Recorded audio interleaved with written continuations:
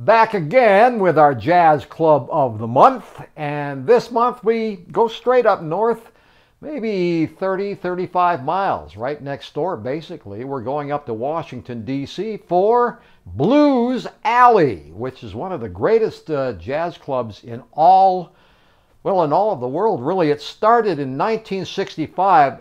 This is new for me. It is America's oldest continuing jazz supper club. Now, I always thought that the Keyboard Lounge in Detroit was the oldest, but apparently that's not the case. It's right in Georgetown. If you've ever been to the Washington, D.C. area, you'll know how historic that is. And as you might imagine, the club itself is really historic. It's in an 18th century red brick carriage house on Wisconsin Avenue Northwest. Very, very small club, very intimate.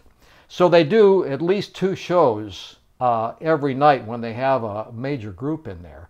I've seen several, including Max Roach and many others, way back in the 1970s, I guess it was. And I remember the place just being jam-packed, and there weren't more than 125 people, obviously, at any given time. But fabulous music, fabulous ambiance, and they have really good food there.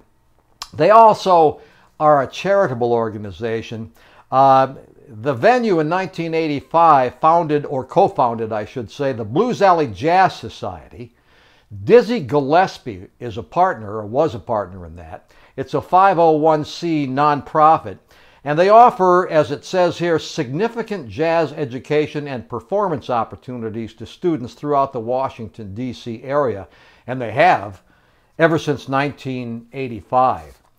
They actually managed to continue performances during the pandemic when everything was closed. They put on a schedule of concerts, live streams from the National Press Club instead of the actual building itself.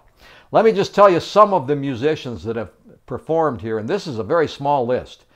John Abercrombie, Mose Allison, Tony Bennett, Gary Burton, Charlie Byrd, Roy Eldridge, Maynard Ferguson, Stan Getz, Dizzy Gillespie, Freddie Hubbard, Ramsey Lewis, Les McCann. The list goes on and on and on.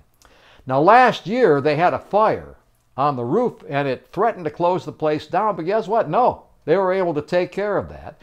They've since reopened and they're doing better than ever with a full schedule of live jazz and a great Creole menu. I can attest to that myself. The food at Blues Alley is fantastic. So if you are in the area and you get a chance and you want to see some great jazz performances, that's the place you want to go. Okay, back to the music.